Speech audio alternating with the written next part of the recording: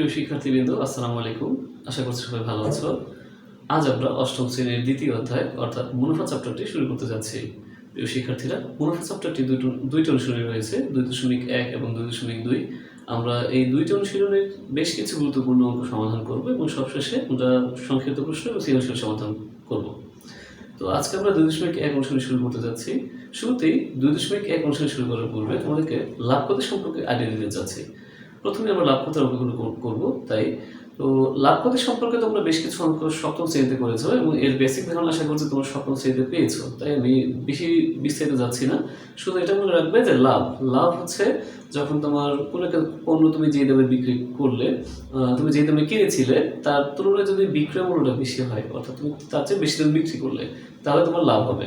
ধরো তুমি এই মার্কেটটি 80 টাকায় কিনেছো, তো এটা তুমি বিক্রি করার সময় 110 টাকায় বিক্রি করলে, তাহলে তোমার এখানে 30 টাকা লাভ হলো। তার মানে লাভ হচ্ছে বিক্রয় মূল্য থেকে ক্রয় মূল্য বিয়োগ করতে হবে, তাহলে লাভ পাওয়া যায়। আর ক্ষতি কখন হবে? ক্ষতি হবে যখন তুমি কিনেছো যেই দামে, বিক্রি করার সময় তার চেয়ে কম দামে বিক্রি করলে, তখন তোমার ক্ষতি হবে। যেমন এই মার্কেট যদি 80 টাকায় কিনে আমি 60 টাকায় বিক্রি করি, তাহলে কিন্তু আমার তখন ক্ষতি হবে 20 টাকা ক্ষতি। সেই ক্ষেত্রে ক্রয় মূল্য থেকে বিক্রয় মূল্য বিয়োগ করতে হবে। যেটা বেশি থেকে কমটা বিয়োগ করবে, তাহলে লাভ বা ক্ষতি যেটাই হোক বের হবে। তো এবারে আসলে শতকরা লাভ বা শতকরা ক্ষতি। শতকরা লাভ বের করার নিয়ম হচ্ছে আমরা ঐকিক নিয়মে করতে পারি, অথবা আমরা এগুলিকে সূত্র দিয়েও করতে পারি। যে শতকরা লাভ সমান সমান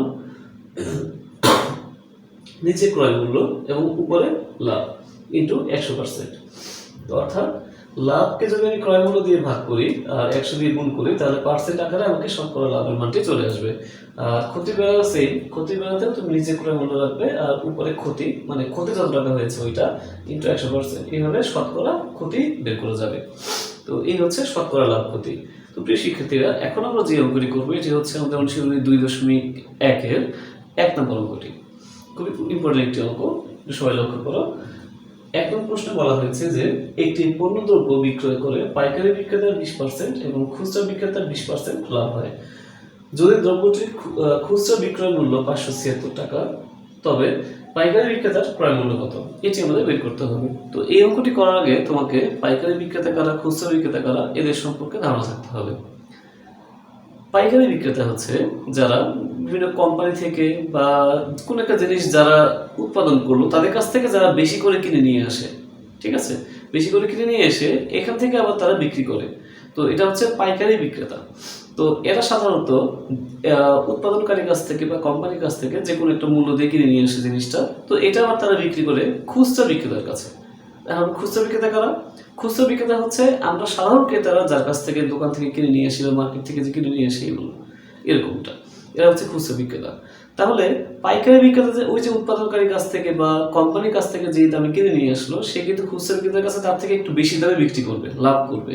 তো এরকমই লাভ হচ্ছে আমাদের এখানে দেওয়া আছে যে পাইকারি বিক্রেতার 20% লাভ হয়।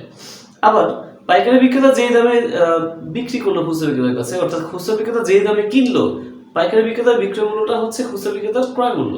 তো খুচরা বিক্রেতা ওই দামে কিনে খুচরা বিক্রেতা আবার তার চেয়ে একটু বেশি দামে বিক্রি করবে, সেও এখানে একটা লাভ করবে, একটা পার্সেন্ট লাভ করবে সে শতকরা। তো সেই শতকরা লাভটা এখানে দেওয়া আছে যে খুচরা বিক্রেতা 20% লাভ করে। তো এইভাবে খুচরা বিক্রেতা 20% লাভ করলো যেই দামে বিক্রি করে, সেই দামটি দেওয়া আছে 576 টাকা। মানে খুচরা বিক্রেতা যে আমাদের কাছে বিক্রি করলো সেটা হচ্ছে 576 টাকা। তো সে এই 576 টাকা আমাদের কাছে বিক্রি করার ফলেও তার 20% লাভ হয়েছে, 20% লাভ হয় খুচরা বিক্রেতার। আমাদের বের করতে হবে পাইকারি বিক্রেতার ক্রয় মূল্য কত। ওই যে প্রথম যার কথা বললাম পাইকারি বিক্রেতা, সে যে কিনে নিয়ে এসেছিল কোম্পানির কাছ থেকে হোক বা উৎপাদনকারীর কাছ থেকে হোক, সে কত টাকা দিয়ে কিনে নিয়ে এসেছিল, এটা আমাদের বের করতে হবে। তো আমরা যদি খুচরা বিক্রেতার বিক্রয় মূল্য আমরা জানি, খুচরা বিক্রেতার বিক্রয় মূল্য থেকে যদি আমরা এই 20% লাভের সাহায্যে খুচরা বিক্রেতার ক্রয় মূল্যটা বের করতে পারি, তো এই খুচরা বিক্রেতার ক্রয় মূল্য হবে পাইকারি বিক্রেতার বিক্রয় মূল্য। এখন আমরা পাইকারি বিক্রেতার ওই বিক্রয় মূল্যের সাহায্যে 20% লাভের সাহায্যে আবার পাইকারি বিক্রেতার ক্রয় মূল্য বের করব, তাহলে আমরা বের হয়ে যাবে অঙ্কের মানটি। তো এই হচ্ছে এখন 1 নম্বর অঙ্কটি। চলো আমরা দেখি 1 নম্বর অঙ্কটি কিভাবে সমাধান করব। তো প্রথমে আমি বলছিলাম যে খুচরা বিক্রেতার বিক্রয় মূল্য থেকে আমরা তার ক্রয় মূল্যটা বের করব কিভাবে। শতকরা লাভ বা ক্ষতি দেওয়া থাকলে আমরা জানি যে ক্রয় মূল্য বা বিক্রয় মূল্য যে কোনো একে দেওয়া থাকলে বাকিটা বের করা যায়।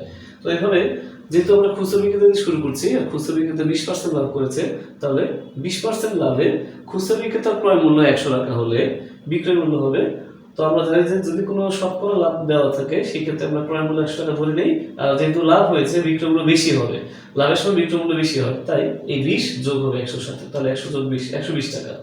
এটা হচ্ছে পার্সেন্ট থেকে আমরা ধরার মাধ্যমে যে মানটি পেয়েছি। তাহলে এখন তার শতকরা হিসেবে খুচরা বিক্রেতার ক্রয় মূল্য হচ্ছে 100 টাকা, বিক্রয় মূল্য 120 টাকা।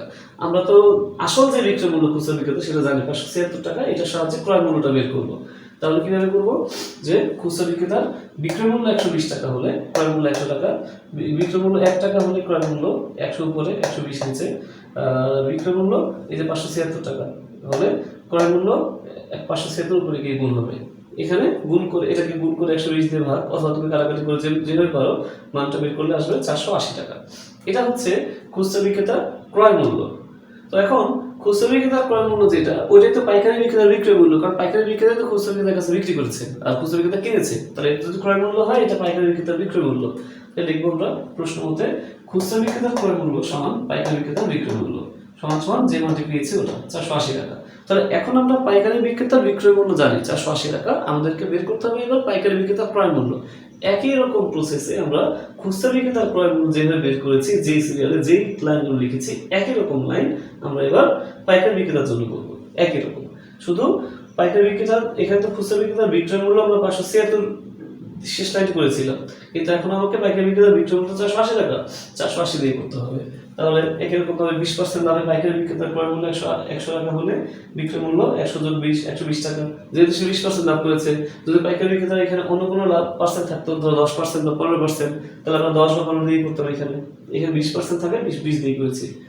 তাহলে পাইকারি বিক্রেতার বিক্রয় মূল্য 100 টাকা হলে ক্রয় মূল্য 100 টাকা, ক্রয় মূল্য 100 টাকা, 120 টাকা হলে ক্রয় মূল্য 100 টাকা, আর বিক্রয় মূল্য 1 টাকা হলে কত ভাগ হয়েছে, আর 480 টাকা হলে কত 480 গুণ হয়েছে। এভাবে গুণ ভাগ করলে কাটাকাটি করলে আমরা মান পাবো 400 টাকা। তার মানে এটি হচ্ছে পাইকারি বিক্রেতার ক্রয় মূল্য, অর্থাৎ পাইকারি বিক্রেতার ক্রয় মূল্য 400 টাকা।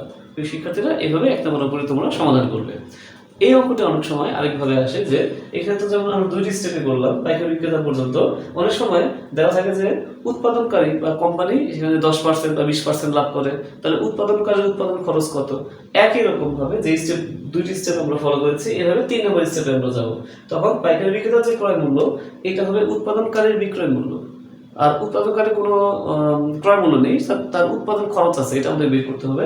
তো একই রকম ভাবে ক্রয় মূল্য জানি উৎপাদন খরচ দিয়ে আমরা এই ঐকিক নিয়মে এইভাবে আমরা উৎপাদনকারী উৎপাদন খরচটা বের করতে পারবো। সৃজনশীল এইভাবে আসতে পারে। তো শিক্ষার্থীরা, আমরা একটা অঙ্ক সমাধান করলাম, এবারে আমরা 3 নম্বর অঙ্কে চলে যাচ্ছি। 2 নম্বর অঙ্কটা আশা করছি তোমরা পারবে, এই ক্লাস 7 তোমরা এই নিয়মের অঙ্ক করে এসেছো। এবার চলো আমরা 3 নম্বর অঙ্কটি দেখি। 3 নম্বর অঙ্কে বলা হয়েছে 30 টাকায় 10টি দরে ও 15টি দরে সমান সংখ্যক কলা ক্রয় করে, অর্থাৎ 2 রকম কলা আছে, এক জায়গা থেকে 30 টাকায় 10টি, আরেক জায়গা থেকে 30 টাকায় 15টি। এই হিসাবে যদি কলা ক্রয় করা হয়, তাহলে সবগুলো কলা 30 টাকায় 12টি দরে, অর্থাৎ এবার যদি 2 রকম কলা একসাথে মিক্স করার পর এখন সবগুলো কলা মিলিয়ে আমরা যদি 30 টাকায় 12টি দরে বিক্রি করি, তাহলে শতকরা কত লাভ বা ক্ষতি হবে। তো এটার জন্য আমরা প্রথমে এই যে 30 টাকায় 10টি আর 30 টাকায় যে 15টি 2 রকম কলা আছে, দুইটার ক্ষেত্রেই আমরা একটি কলার ক্রয় মূল্য কত সেটা আগে বের করব। তাই আমরা বের করছি যে প্রথম ক্ষেত্রে একটি কলার ক্রয় মূল্য 30কে 10 দিয়ে ভাগ করেছি, তাহলে 3 টাকা পেয়েছি। এটা হচ্ছে প্রথম ক্ষেত্রের জন্য। এবার দ্বিতীয় ক্ষেত্রে হচ্ছে 30 টাকা 15টি, তাহলে দ্বিতীয় ক্ষেত্রে একটি কলার ক্রয় মূল্য 30কে 15 দিয়ে ভাগ, তাহলে এবার পাবো আমরা 2 টাকা।